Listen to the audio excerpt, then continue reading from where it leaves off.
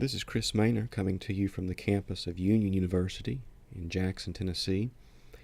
In this video, we want to look at a problem that involves sunk costs. Sunk costs, as your book says, are those costs that have been previously paid and cannot be recovered. They have occurred in the past and they cannot be taken back. And as we want to see through this problem, very often we make bad decisions when we base those decisions on sunk costs. Sometimes you hear people say, well, I already spent $100, I might as well spend another $100. Or I've already been in this class for 6 weeks, I might as well finish. Well, very often making decisions based on that kind of information will lead to bad results. And this is because we're making those decisions based on sunk costs. So let's look at this problem. 2 years ago, a large corporation began construction on a new production site in West Tennessee. At that time, managers predicted that production from this plant would generate over $5 million in sales. Now, however, a more conservative and realistic estimate suggests that the new plant will only generate an additional $3 million in sales. And you might recall that another word for additional is marginal. Marginal. So I'll squeeze that in there. Marginal sales or marginal revenue of $3 million. Over the past 2 years, the corporation has spent $4 million on construction of the plant. Another $2 million is needed to complete the facility.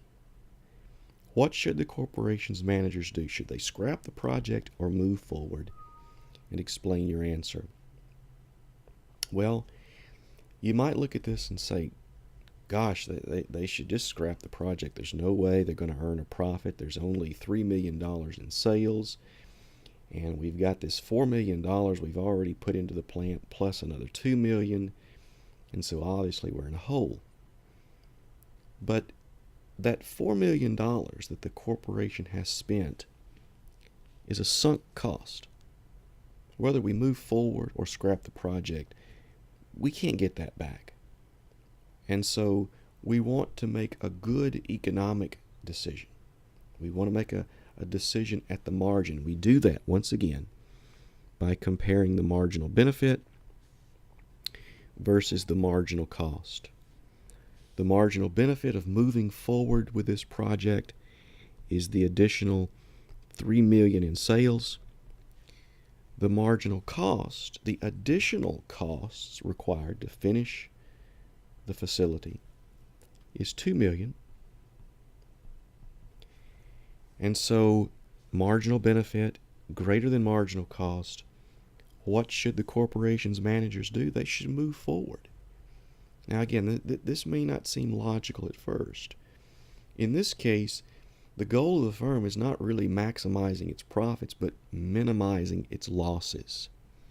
And they do that by continuing the facility, by continuing the project. Now, sometimes sunk costs are only partially sunk. For example, that $4 million that the corporation has spent, maybe $2 million of it could be recovered.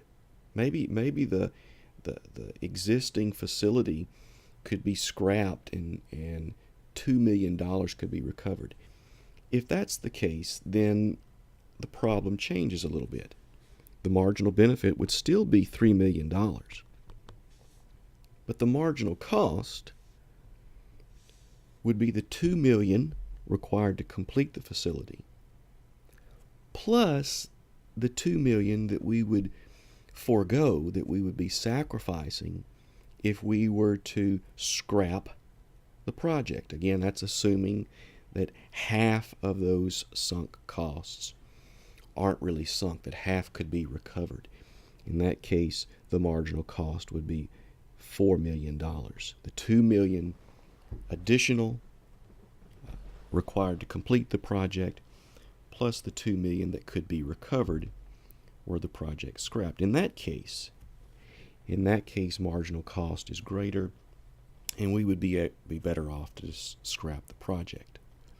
So, the moral of this story, we should not use sunk costs to make good economic decisions. Sunk costs are irrelevant and therefore should be ignored.